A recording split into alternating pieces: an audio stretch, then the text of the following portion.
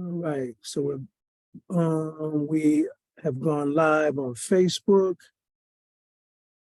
going live on Instagram, and we are now going live on YouTube. Okay, looks like all of my platforms are now live, and I can kind of get into some teaching.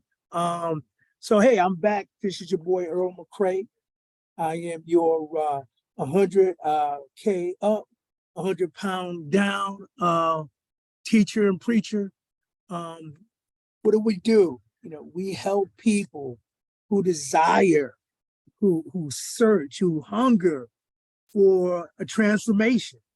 In a nutshell, I have been blessed to be able to lose 100 pounds and gain 100K by tapping into some processes that I now teach my students. I show people how to lose weight, how to reduce stress, and how to increase their emotional and financial well-being without doctors, without medications, all for the glory of God. And it's great to be back with you guys for a day 4. We are, excited because tomorrow, exactly at 7 p.m. Eastern Standard Time, we are going to be having our live. We are going to be doing a live challenge in our Facebook group. And in that Facebook group, each day we're going to have a slightly different theme. On day 1, we're going to talk about, physical renewal. Day 2, we're going to talk about spiritual renewal. We're going to talk about motivational renewal. And then when we wrap this up, we're going to talk about mental and financial renewal. And that's a little bit of what I have today as my gift for the next 25 minutes or so. I want to talk about how I was able to mentally reprogram myself and get to that 100K that we kept talking about in some of my promotional reels. It wasn't an overnight thing, my friends. It don't get it twisted. This is not a get rich quick pyramid or scheme or whatever you think I might be selling, and you're not, trying to buy. That's not what I'm here. I'm just telling you my journey. And if there's any resonance with what I went through to maybe where you guys are, absolutely, come check me out tomorrow in the Facebook group as we go through our 5-day our challenge. So with respect to my let me start with this little bit of a story. I think I shared in day 3, growing up, my dad was like Superman. When he went to bed, when I went to bed, he was working. When I got up in the morning, Dad was working. Now, Dad didn't go through any self-improvement programs. He didn't have any mentors. But what my dad did have, he had a good sense of what it felt like to live in poverty, to live in lack, to not have running water, to not have, the things that we take for granted. I mean, we take for granted power, electricity. We take for granted having 3 meals a day, healthy meals. There's so much we take for granted. And I love my dad dearly. And when my dad passed away, it was hard for me not to get emotional. When I would listen to his class members talk about how my dad was he was an odd person, but they always knew he was going to be successful in business just based on how he was different from everyone else. We had one class member said that what my dad would do he would take his lunch money, and instead of spending it, he would invest it in things and sell them at the school. Kind of interesting. And because I did something similar to when I was growing up, and I never knew this about my father at all. And my dad, they always poke fun at him because instead of eating lunch, he, my dad grew up in the deep South where there was sugar cane. And I guess he would pocket some of the sugar cane, and that would be his lunch because he wouldn't use his lunch money for food. He would buy stuff and resell them at. So what am I saying? I'm saying that my dad grew up in poverty and he didn't have the benefit of personal growth. He didn't have the benefit of pouring and learning from mentors and masterminds. However, my dad understood the value of working hard. And so I come from a long tradition of people who knew how to work hard, work with their hands. And the blessings is I ran into some people that showed me how to work with my mind. So I work just as hard today that I did 10 years ago, but I'm not working with my hands anymore because that's the model. That's the example I learned from my father. The model and example I know now is I work with my mind. So let's talk about more about this mental programming. In my mental programming, this is what I do personally, guys. I'm gonna spend an hour a day before my tribe rises, and I'm gonna get into my word. I'm gonna study the Word of God. You might be studying a different book, the Torah, or you might be studying the Quran. And then once I've studied and once I've said my prayers, I'm gonna do some meditation. Okay. Now that's hour one. But my mental programming has started the night before. Because I guess I didn't tell you. My wife has gotten very accustomed to her husband going to bed with earbuds.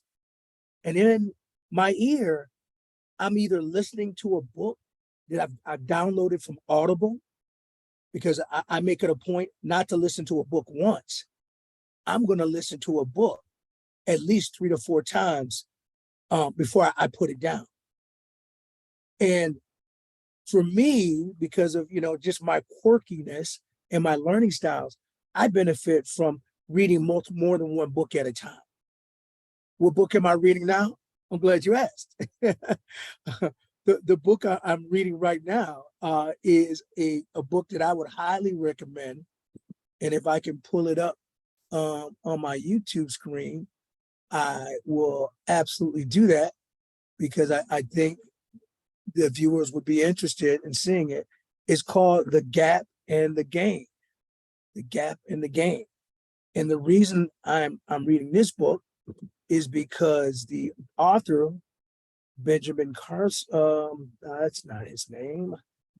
I'm really bad. I'm like this with scriptures too. I'll read a scripture and can't tell you where it came from or what verse it came from, but I know it's in the book. God just didn't give me that ability. But this author actually wrote the book 10x is easier than 2x. And I guess I won't be screen sharing it. I thought I could pull up my Audible account relatively quickly and share it with you. And that might be a lot more work than I thought. Anywho, if I can pull it up, I will. Because I think we're talking about programming. I think everybody needs to kind of have this kind of a bit of a reality check. Oh, there it is. I found it. Let me share my screen.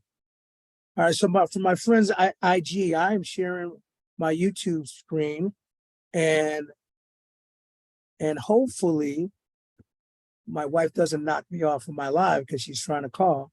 She must not know I'm going live, but that's what wives do. They love us to death to keep us out of trouble. Let me see if I can just have her call me back later. Okay, so I'm sharing this. So you guys are seeing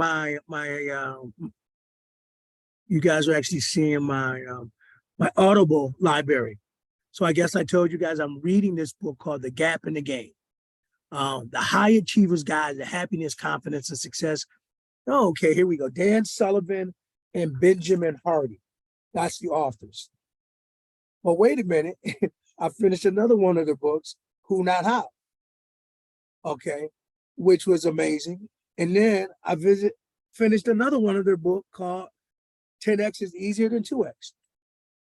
Well, what am I saying? I'm saying to you guys that I had the benefit of having a father who had an amazing work ethic. So I learned the value of working hard. But then I got into a mastermind, and I got in alignment with people who had amazing results. And they showed me the benefit of not just working hard, but working smart, working intelligent. And I think too often, I'm going to personalize this. When we're raising our Black and brown children, we are stressing the wrong things.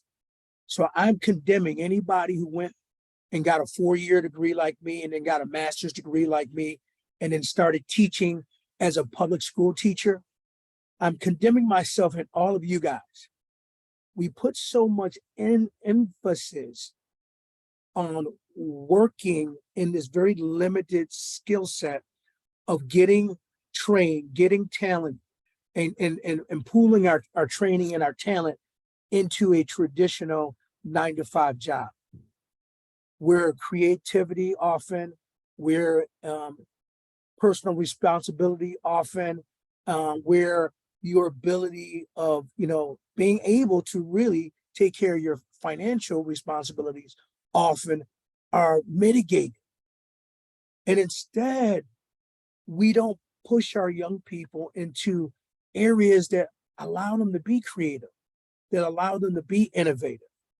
I'm not saying that the marketplace and business needs to be the landing spot for everyone. However, I will say, we were blessed yesterday, my wife and I, to see several of our young people, be recognized for going to college. I'm all for college, provided that you're going for a specific focus, vocation, and training, and you are crystal clear. I think so often, or too often, our young people go to college to grow up. That's the worst place to grow up. I think you would be better growing up going to the military, or going to Peace Corps, or backpacking overseas for a couple months in some country where you're less well off, so you can see poverty firsthand, so you can actually appreciate the blessings that the United States of America affords us living in this part of the world. So I'm going to stop screen sharing, because that was my little bit of my rant. And if you're an educator, don't take it personal. When I got into education, I thought that I was going to change the world. I thought I was going to be Superman. African-American, male, 10 years of military experience. I thought I was going to positively impact so many folks. And what I found is I couldn't save everybody. And I couldn't save people that didn't want to be saved. And I say that to say some parents actually took offense to me trying to impose my middle class and my value system that strives for personal responsibility on their children. Initially, it was a very painful lesson, but this is a part of the programming I'm talking about. So this is a bit of a ramble, but in our academy, in the groups that I help my students at, the way we get to the financial well-being is we got to get to the emotional and the mental well-being. And it has to start with reprogramming yourself. So the last point I made is I go to bed with earbuds in my ear, whether it's a personal development book I'm reading, or whether I am, I've created a set of subliminal audios that help me focus on my intentions, and what I'm trying to manifest. And perhaps in the last 5-minute segment, I might share one of those intentions like I did on my live from the day before. But by programming yourself, I want you guys to think about your mind being composed of your conscious and your superconscious. Some people call it your subconscious, but I call it your superconscious. Because if anyone who has studied things like silver mind control and who have studied things like um, uh, the names just escaped me. Joe Dispenza. There's several books called Becoming Supernatural, where instead of our body dictating what our minds can do, which so often occurs, our mind can dictate what our bodies can do. And we think about it, it's kind of common sense, because if you look at any professional athlete, anybody who has, created some abundance in their chosen profession, whether it's a Bill Gates or an Elon Musk, or Michael Jordan, their mind dictates what their body can, what barriers their body can and will break through. But it all starts in your mind. As a man thinketh, so he is. And so there are specific processes that I teach my students on how to reprogram yourself. A lot of it has to do with being very clear on what your intentions are, being very focused on what it is you want, why you want it, and what you intend to do to get it. And so I think I'm going to spend this last 5 minutes of my live, and I'm on the line. Do you need me right now? Send me a text so I can wrap this up. So in the last 5 minutes of the live, I'm going to share with you one intention that I think might be able to help you. And here we go. Let me pull it up for you guys, and then we will talk more, God willing, on tomorrow when we have our 5-day challenge. All right. I'm going to share this screen with you. This is something that is near and dear to me. And it's near and dear for a couple reasons. Let me see if I can share this. Sorry, IG, you guys don't have the benefit of me being able to share my screen. It's near and dear to me because for almost a dozen years or so, I had the privilege of my wife and I had the privilege of being the youth leaders, the youth ministers at my church. And we did a lot of amazing things with our youth. Some of the things that we did to positively impact our young people, it's a source of pride for me. I mean, we had them doing non-for-profit activities in the community, beautifying the community, going to seniors' house. We had them doing, pancake fundraisers. We had our youth going to Bible camp once a year. We had our youth, in the community, bringing awareness. Just so many amazing things. But there was a shelf life, and our kids are now grown adults. We recognize that, especially since the pandemic, we might need to have stepped aside to make room. So this is one of my intentions, because I still feel like I can impact and have effect, even though I'm no longer the youth minister. But here's the distinction. I have a business. I'm an entrepreneur. I have resources. And because I have resources, I can put money behind things that I value and I think that will be important in the community and the world. So when I go to bed at night and I put my earbud in, this is one of my intentions that I have recorded, that I play back for myself. So I have a mind movie in my head. I hear my earbud in my ear, and I am manifesting this intention. And I will share it with you guys, and we'll shut down our live for today. I am fully immersed in the transformative experience of co-creating the Brothers Keepers Project at the North Greece Church of Christ. I feel, see, and hear the powerful manifestations of our collective efforts. I am filled with profound sense of fulfillment as I contribute to this project. My actions and my support provide a generous financial foundation for the passionate staff, both paid and volunteer. Their voices resonate with the empathy and the understanding, guiding and empowering young adults on their journey towards a brighter path. I see their faces illuminated with newfound hope and unwavering determination. Within this transformative program, my wisdom and my guidance create a ripple effect, a positive change. Through premarital advisement, I nurture unshakable foundations for lasting relationships. The youth minister, whom I wholeheartedly support financially, radiates with dynamic, faith-filled energy. Their vibrant voice effortlessly connect with the younger generations, bringing the gap between the senior saints and the younger members of the church. I hear their captivating words, drawing the 18 to 35 age group back to the divine will and guiding them on a path towards the Lord.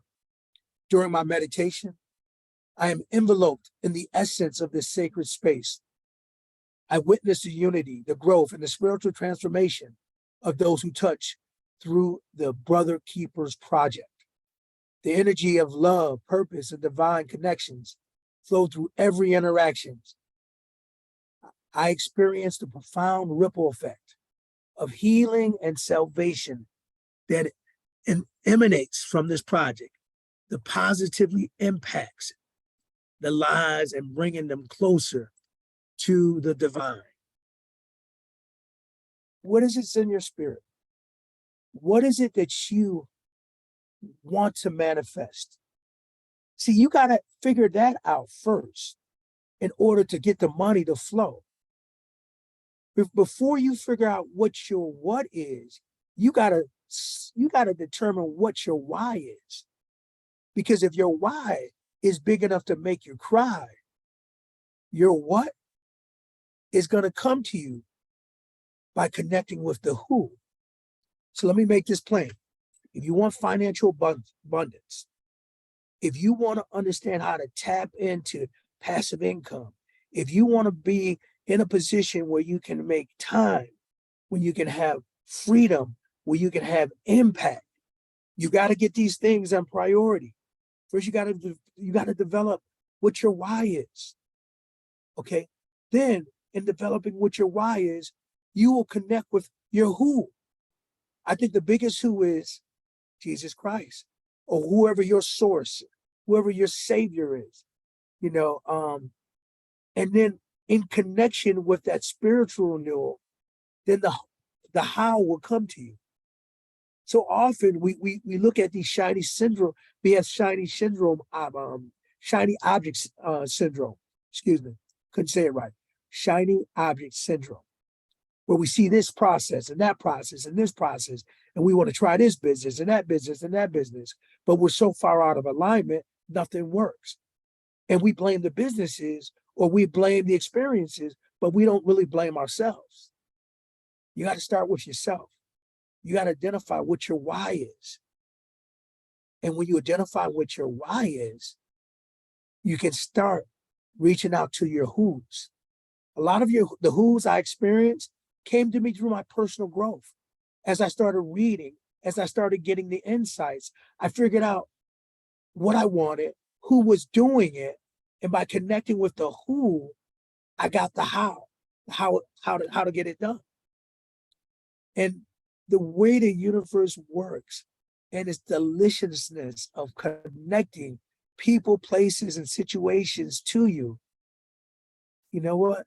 That's why we live life, because you can't make this stuff up. So I'm excited. I want to, again, share with anybody if you're interested in being a part of our 5-day challenge. Please check me out tomorrow, 7 p.m. Eastern Standard Time. We're going to get into some really good information of, the spiritual, the emotional, the physical, the financial renewal that allowed me to win big, that allowed me to go up 100K and down 100 pounds. That's like $1,000 per pound, right? Something like that. It's crazy. All right. God bless you guys. Love you. And as always, you got this. Take care, Facebook.